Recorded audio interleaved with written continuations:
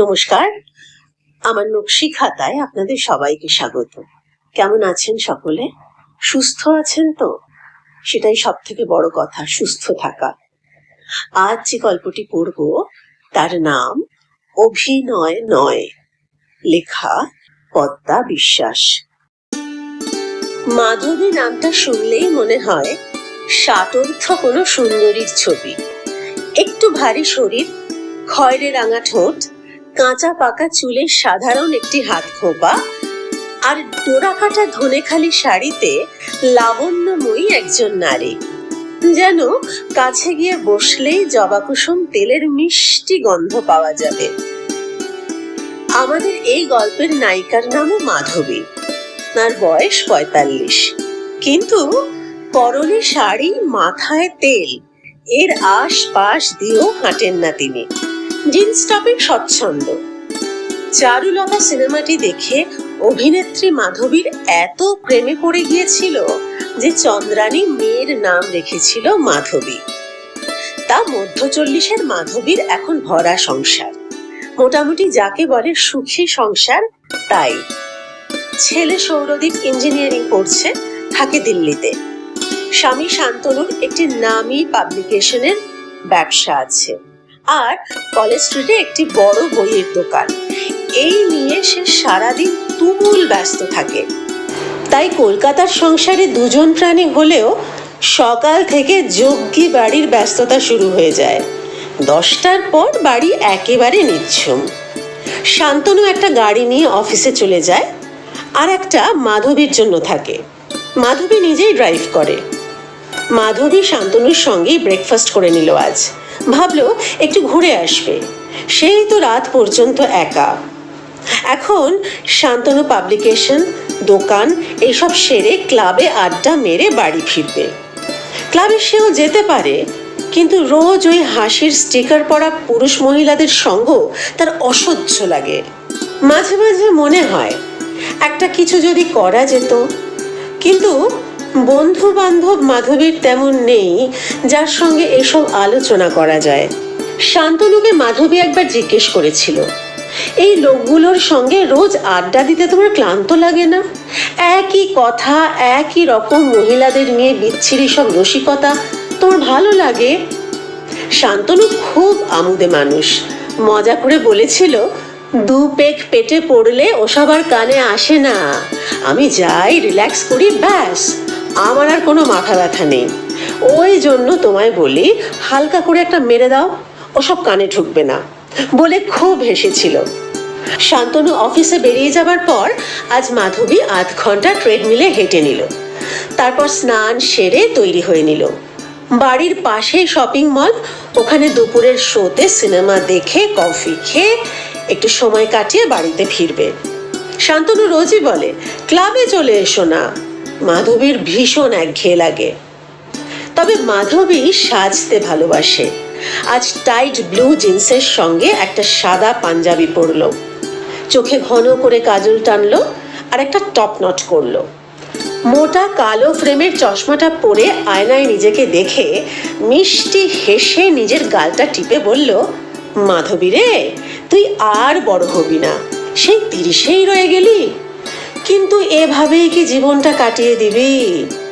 বলে আয়নায় নিজেকে একটা ফ্লাইং কিস দিয়ে বেরিয়ে পড়ল। সিনেমা হলে গিয়ে দেখে ভূমিপুত্র বলে একটা বাংলা সিনেমা হচ্ছে। 2:40 শো। কি আর করে, উইন্ডো শপিং ছাড়া গতি নেই। হাঁটতে হাঁটতে একটা ব্যাগের দোকানের সামনে এসে দাঁড়ালো। এক মনে একটা লাল রঙের ব্যাগ দেখছিল। ঠিক করলো সিনেমা দেখে বেরিয়ে কিনে ফেলবে। পরে বলে ফেলে রাখলে মাধবী দেখেছে সেটা আর পাওয়া যায় না। হঠাৎ পেছন থেকে একটা হুঙ্কার, এই বেটা, তার সঙ্গে খোঁপায় টান। মাধবী হতভম্ব হয়ে পিছন ঘুরে একটা চড় মারবে বলে ডান হাতটা তুলেছিল, কিন্তু থেমে গেল, স্ট্যাচু হয়ে গেল। শুভ শুভ সেই মাধবী শান্তনুর বিয়েতে এসেছিল। তারপরও বছরখানেক যোগাযোগ ছিল। তারপর তো কোথায় একটা উধাও হয়ে গেল, কোনো হদিশই নেই। শুভ 2টো হাত উপরে তুলে বলল, মারিসনি ভাই, তোর খোপা দেখলেই আমার হাত নিষ্পিস করে। শুভর সঙ্গে মাধবীর আলাপ নাটকের দলে। মাধবীর বাবার বন্ধু আবির কাকার চড়ুই বেতি বলে একটা নাটকের দল ছিল। তখন দলে নতুন নাটক মঞ্চস্থ হবে উৎপল দত্তের টিনের তলোয়ার। যে মেয়েটি ময়নার পাঠ করছিল সে হঠাৎই জানিয়েছে সে করতে পারবে না, কারণ তার বিয়ে ঠিক হয়েছে। তারপর কি হলো, এক সন্ধ্যায় বাবার সব বন্ধুরা বাড়িতে এসেছে, আবির কাকাও আছে, জোর গল্প আড্ডা চলছে। আবির কাকা বলল, মাধুমা একটা গান করতো দেখি। মাধবীকে কোনো দিন গানের জন্য সাধাসাধি করতে হয় না, সঙ্গে সঙ্গে গান ধরলো।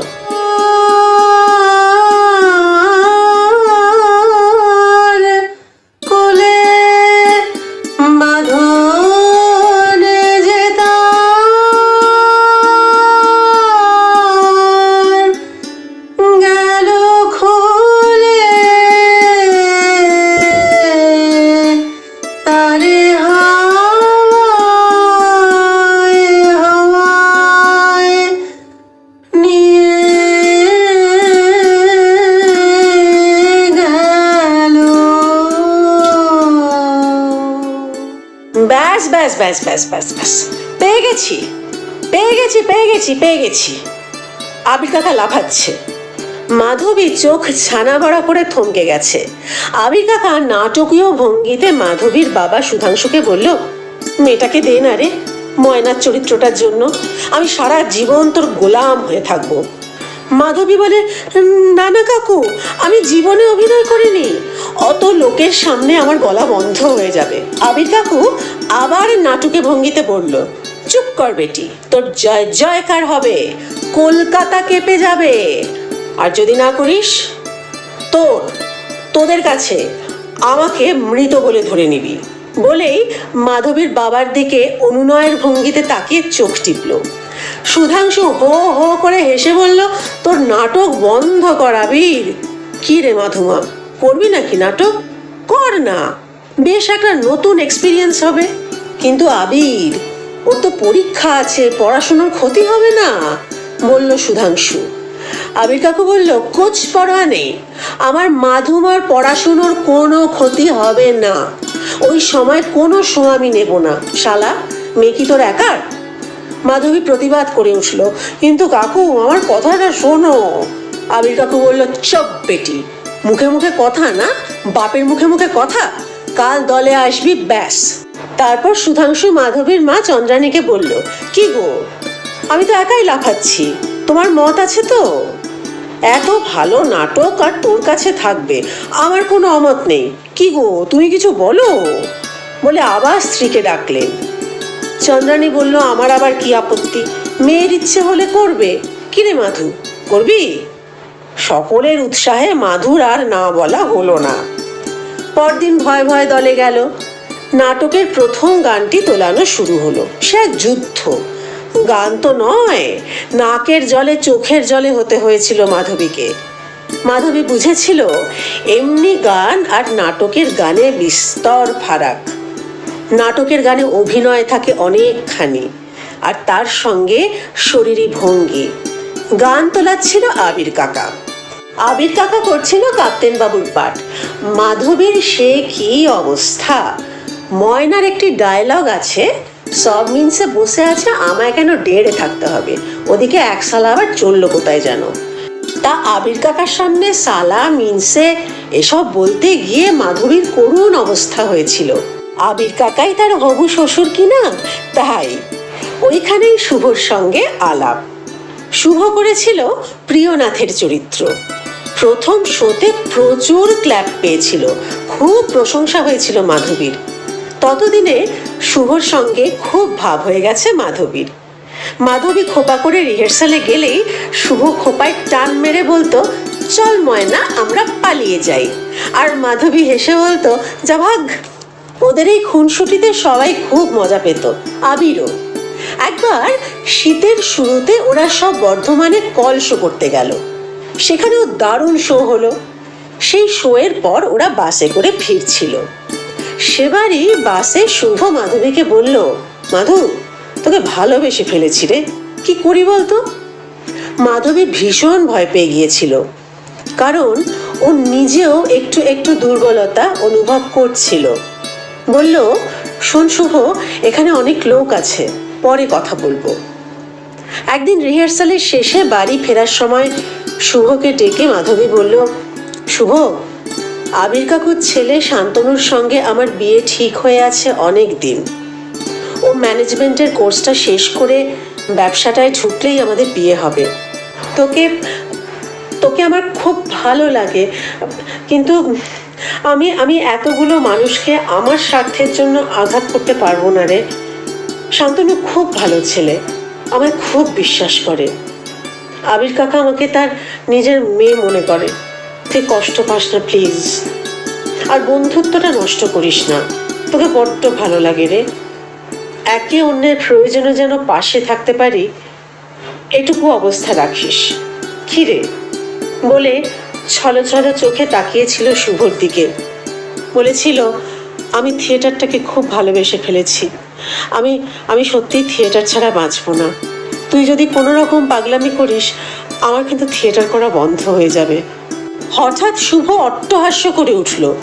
হাসতে হাসতে চোখ দিয়ে টস টস করে জল পড়ছে। বলে, ওরে লোকেশি, তুই এসব সত্যি ভেবেছিস নাকি? আমি তো সেদিন তোকে ইচ্ছে করে নার্ভাস করার জন্য ভালোবাসি টাসি এইসব বলেছিলুম। তোর হয়েছেটা কি? আরে আমার তো একজন আছে, পার্মানেন্ট আছে। ও পারিস বাবা, কি নেকি রে। প্লিজ যাস না, বন্ধু থাকিস, কষ্ট পাস না। ঢং। মাধবী রাস্তা থেকে একটা ইটের টুকরো তুলে শুভকে তাড়া করেছিল। তারপর তো মাধবী শান্তনুর বিয়েতে এসে কবজি ডুবিয়ে খেয়ে গেল শুভ। তারপরও বছরখানেক প্রায় যোগাযোগ ছিল ওদের। কিন্তু বিয়ের পর মাধবীর চাকরি, থিয়েটার কোনোটাই করা হলো না। শান্তনুর পছন্দ নয় বউ চাকরি করুক। মাধবীও ভেবে দেখেছিল, শান্তনুর এত কাজের চাপ, একজনকে বাড়ি সামলাতেই হবে। শাশুড়ি মাও নেই। শান্তনুর যখন ক্লাস 12, তখন একদিন ওর মা রোজকার মতোই মধ্যাহ্ন ভোজন সেরে দিবানিদ্রায় গিয়েছিলেন, আর ওঠেননি। থিয়েটার তাও কিছুদিন চলেছিল, কিন্তু ছেলে হবার পর মাধবী নিজেই ঠিক করলো পুরো সময়টাই বাড়িতে দেবে। শ্বশুরের হাজার অনুরোধেও আর কাজ হয়নি, যদিও মাধবীর এই সিদ্ধান্ত নিতে বুক ভেঙে গিয়েছিল। এরপর ও আর কোনো দিন নাটক দেখতে যায়নি। হ্যালো হ্যালো হ্যালো, কোথায় গেলি? মাধবীর মুখের সামনে শুভ প্রবল বেগে হাত নাড়ছে। কিরে, কোথায় চলে গেলি? মাধবী চট করে নিজেকে সামলে নিয়ে বলল, প্রায় 2 যুগ হতে চললো তো, একটু ভেবলে গিয়েছিলাম। তারপর বলল, তুই কি করছিস এখন? একা একা এই সময় এখানে ঘুরঘুর করছিস কেন? তোর তিনি কই? শুভ বলল, ধীরে ময়না ধীরে, আজ এখানে আমার একটা বুক রিলিজ আছে, একটু আগে এসে গেছি, তাই ঘুরে বেড়াচ্ছিলাম। আর আমার তিনি কোথায় আমি জানি না। মাধবী বলল, দাঁড়া দাঁড়া, তুই বই লিখিস? আজ্ঞে হ্যাঁ, শুধু বই লিখি না, কলেজে মাস্টারি করি, একটা নাটকের দলও আছে। ওরে বাস, তোকে তো কাল্টিভেট করতে হচ্ছে মশাই। শুভ একটা চোখ টিপে বলল, তা কর না, কে বারণ করেছে? তারপর বলল, চ না, বই প্রকাশটা দেখ, সবাই কেমন আমার সম্পর্কে ভালো ভালো কথা বলবে শুনবি, গর্বে তোর বুকটা ফুলে উঠবে।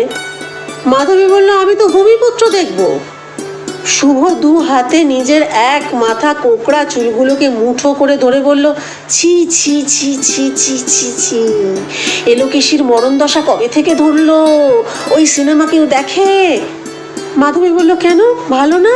তুই দেখেছিস? শুভ ভুরু কপালে উঠিয়ে বলল, সিনেমাটা দেখবো কেন? পোস্টারটা দেখ, একটা দামড়া ছেলে মাটিতে উপুর হয়ে পড়ে আছে, তার আবার 2 চোখে অশ্রুধারা। হাট, চল আমার সঙ্গে। দুজনে কফি খেয়ে বুক স্টোরে ঢোকার সঙ্গে সঙ্গে অল্প বয়সী ছেলে মেয়েগুলো শুভকে দৌড়ে এসে ঘিরে ধরেছে। বই প্রকাশের পর অটোগ্রাফের একটা পর্ব চলল। তার মানে শুভ বেশ ফেমাস। ভালোই লাগছিল মাধবীর। শুরুর অস্বস্তিটা কেটে গেছে। বেরিয়ে এসে মাধবীকেও একটা বই গিফট করলো শুভ, ইংরেজি কমিক্স। তুই তো ইংরেজির মাস্টার, এত ভালো আঁকিস? জানতাম না তো। ওরে বলিস কেমন, বলে একটা কার্ড বাড়িয়ে দিল মাধবীর দিকে। মাধবী বলল থ্যাঙ্কস। তা বউ এলো না কেন, সে কোথায়? শুভ বলল কে জানে, হবে হয়তো, গোকুলে বাড়ছে বলে আবার হেসে উঠল। মাধবী বলল বিয়েই করিসনি কেন? শুভ বলল করতেই হবে। কেন? মাধবী বলল না রে, এবার যাই, 7টায় আবার ক্লাবে যেতে হবে, ও ওয়েট করবে। আসলে কোথাও যাবার নেই, মাধবী একটু একা থাকতে চাইছিল। শুভ বলল ঠিক হ্যাঁ, শোন শোন, সামনের রবিবার একাডেমিতে 3টের শোতে আমার নাটক আছে, কর্তাগিন্নি চলে আয়। মাধবী হেসে বলল আচ্ছা, ওকে বলে দেখি। ঘড়িতে রাত 11:30। মাধবীর ভীষণ চিন্তা হচ্ছে। মোটামুটি 10:30 থেকে 11টার মধ্যে শান্তনু চলে আসে। আজ ফোনও ধরছে না, এরকম তো হয় না। 11:40 শান্তনু ঢুকলো। না, কি আশ্চর্য, ড্রিঙ্কও তো করেনি। মাধবী বলল কি গো, কতবার ফোন করছি। শান্তনু জিভ কেটে বলল সরি, ফোনটা সাইলেন্ট ছিল। মাধবী খাবার গরম করতে করতে জিজ্ঞেস করলো আজও কি খেয়ে এসেছো? শান্তনু বলল না, একসঙ্গে খাবো। আরে আজ একটা বই প্রকাশ ছিল, বিকেলে যেখানে হলো আমি তো যেতে পারিনি। আরে আমাদের এখান থেকে এটা ওর 7 নম্বর বই বেরোলো, সব কটা বই দারুণ ব্যবসা দিয়েছে, তাই ঠিক করেই রেখেছিলাম আজ সবাইকে ট্রিট দেবো। তাই ছেলেটিকে, মানে যে ছেলেটি লিখেছে সে আর অফিসের বাকি স্টাফ সবাই মিলে আমাদের অফিসের পাশে যে রেস্টুরেন্টটা আছে ওখানে ডিনার করতে গেছিলাম, তাই দেরি হয়ে গেল। অত দূর থেকে এলাম তো, আজ তো ক্লাবে যাইনি আমি। আর ছেলেটা দারুণ, বুঝলে তো, ইংরেজি কমিক্স লেখে যেমন সেরকম ইলাস্ট্রেশন।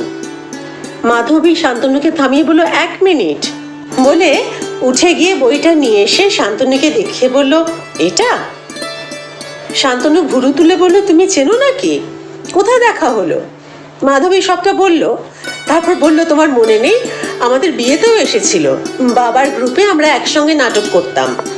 শান্তনু বলল কি জানি, আমার তো মনে পড়ছে না, এতদিনের কথা। যাকগে, ভালোই হয়েছে, একদিন তাহলে বাড়িতে ডাকবো। মাধবী বলল সামনের রোববার ওর একটা নাটক আছে, যাবে? মুখে কিছু না বললেও মাধবী নাটক দেখতে যেতে চায় শুনে শান্তনু খুশি হলো। শান্তনু তো জানে এতদিন কতখানি অভিমান বুকে চেপে রেখে মাধবী নাটক মুখ হয়নি। রবিবার দুজনেই গেল শুভব্রত ব্যানার্জি মানে শুভর নাটক দেখতে। নাটকের শেষে গ্রিন রুমে গিয়ে দেখাও করে এলো শান্তনু আর মাধবী।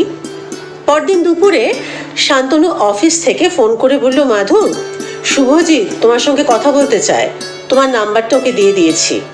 ওর একটা নাটকে তোমার জন্য বলছিল, মানে আমার পারমিশন চাইছিল আর কি। মাধু বলল কিন্তু?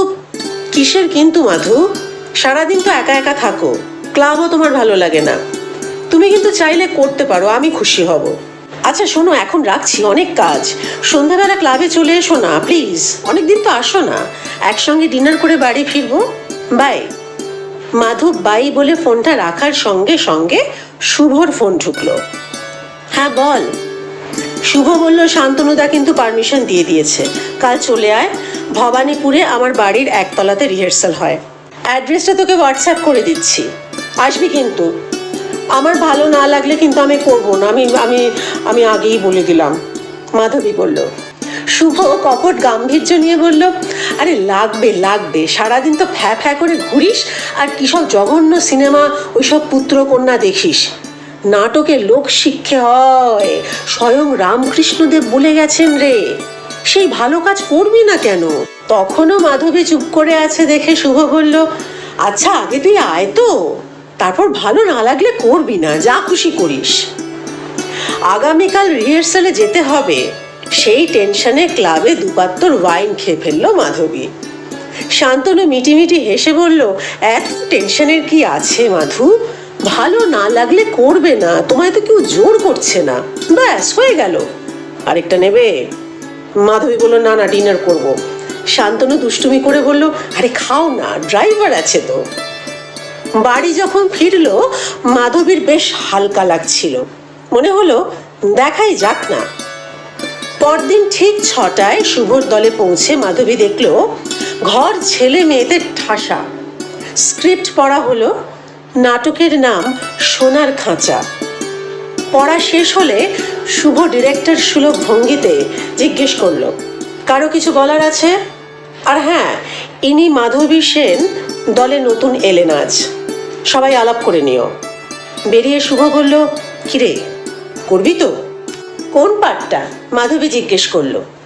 তুই খাঁচার পাখির পার্টটা করবি, মেন পার্টটা। আর তুই? মাধবী জানতে চায়। শুভ চোখ টিপে বলে, বনের পাখি। মাধবীর ভালো লেগে গেল চরিত্রটা। রবীন্দ্রনাথ ঠাকুরের যে কবিতা দুই পাখি, যেটা গানও আছে না, খাঁচার পাখি ছিল সোনার খাঁচাটিতে, বনের পাখি ছিল বনে, একদা কি করিয়া মিলন হলো দোহে, কি ছিল বিধাতার মনে। এই কবিতার একটা নাট্যরূপ দিয়েছে শুভ। অসম্ভব সুন্দর একটা স্ক্রিপ্ট তৈরি হয়েছে। ঠিক 2 মাস পরে শো। মাধবী খুব মন প্রাণ দিয়ে চরিত্রটা তৈরি করছে। অবশেষে শোয়ের দিন এসে গেল। 3 দিন আগে হাউসফুল হয়ে গেছে। মাধবী, শুভ, দলের বাকি সকলে ড্রেস পরে তৈরি হচ্ছে। শুভ প্রচুর খরচ করেছে প্রোডাকশনটায়। স্টেজের বাঁদিকে একটা বিরাট সোনালী খাঁচার সেট করা চলছে, লাইট রেডি হচ্ছে। মাধবী হলুদ পাখি হয়ে নিজের দিকে অপলক তাকিয়ে ভাবছে, সে তো সত্যি সত্যি সোনার খাঁচার পাখি, কেবলই একা একা ঝাপটি মরে পাখা। এত সুন্দর সংসার, সুন্দর স্বামী, সুন্দর ছেলে, তাও সারাদিন কেমন খাঁ খাঁ করে। টাকা পয়সা, স্বামী, সন্তান, সোনার খাঁচা, সোনার দানা, কাঁড়ি কাঁড়ি জিনিস কেনা, এসবের বাইরেও যে তার একটা নিজের সত্তা আছে, ভুলতেই বসেছিল সে। নাটকের শেষে মাধবীর ডায়লগ ছিল, খাঁচার ভেতরে সে বলবে, আমি ওড়বার সমস্ত শক্তি হারিয়ে ফেলেছি, হায় রে। কিন্তু মাধবী নাটকের শেষে বলল, আমি ওড়বার শক্তি আবার ফিরে পাচ্ছি। আমি আমার ডানা দুটো ফেরত পাচ্ছি। বনের পাখি, তুমি আমার কাছে আর একটু থাকো, আমি আমার ডানা দুটো প্রসারিত করতে চাই। বনের পাখি শুভ আর বাকি ছেলেমেয়েরা, মানে অন্যান্য পাখিরা যারা গানের দলে ছিল, তারা থমকালেও সামান্য দর্শক বোঝেনি। গোটা ক্লাব শো দেখতে এসেছিল। অভিনয়ের শেষে হাততালি থামতেই চায় না। শেষকালের বানিয়ে বলা ডায়লগটাতেই হাততালি পড়েছে সবচেয়ে বেশি। অনেকেই গ্রিন রুমে দেখা করতে এসেছিল শোয়ের পরে। তারা সবাই চলে গেলে শুভ বলল, না বলে ডায়লগ চেঞ্জ করে অন্যায় করেছিস, দিস ইজ আনএথিক্যাল, কিন্তু ফাটিয়ে দিয়েছিস।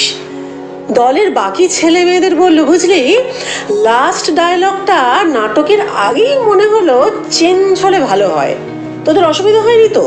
আরে আমার বলা উচিত ছিল, সরি রে, কিন্তু তখন বললে তোরা যদি ঘাবড়ে যাস, তাই বলিনি। সবাই হই হই করে বলে উঠলো, আরে ওই সংলাপটাই বেস্ট, তাদের সবার মনের কথা, আমরা সবাই উঠতে চাই। মাধবীর প্রশংসায় ভরে যাচ্ছিল চারিদিক। শুভ আলাদা করে ডেকে মাধবীকে এরপর বলল, মাধু, দলটা ছাড়িস না, আমার রিকোয়েস্ট। তোর জীবনে, সংসারে, মনে আমি কোথাও এতটুকু আঁচ পড়তে দেব না। তুই বলেছিলিস, মনে আছে, যে বন্ধুত্ব নষ্ট করিস না।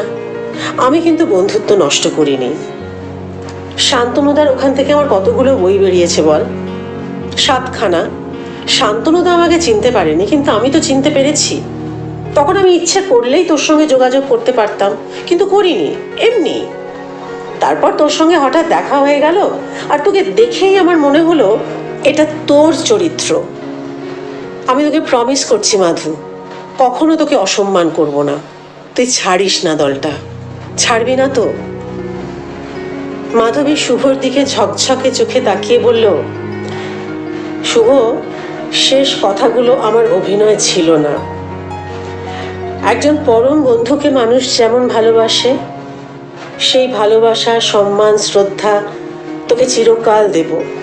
তুই আমার ডানা দুটো খুলে দিয়েছিস, তুই কিন্তু এমনই থাকিস। আমি থাকবো তোর দলে, আমি থাকবো। শুভ বলল, চল চল, পরে কথা হবে, শান্তনুদারা সব বাইরে ওয়েট করছে। হল থেকে বেরিয়ে মাধু দেখে শান্তনুর সঙ্গে ক্লাবের সব বন্ধুরা দাঁড়িয়ে আছে। সকলের চোখগুলোই বদলে গেছে ওকে দেখে। অবাক হয়ে দেখছে, বোধহয় ভাবছে এই চুপচাপ ঠান্ডা মেয়েটার এত আগুন। আর শান্তনু কখনো যা করে না, এগিয়ে এসে সকলের সামনে জড়িয়ে ধরলো মাধবীকে, বলল, I am proud of you Pakhi, এবার প্রাণ ভরে ওড়ো দেখি। গল্পটি এখানেই শেষ হলো। অভিনয় নয়, লেখা পদ্মা বিশ্বাস। কেমন লাগলো জানাবেন। যদি ভালো লাগে তাহলে চ্যানেলটি সাবস্ক্রাইব করে আমার পাশে থাকবেন আর নকশি খাতাকে আপনার নিজের করে নেবেন। সকলে সুস্থ থাকুন, শান্তিতে থাকুন। শিগগির দেখা হচ্ছে। আজ আসি।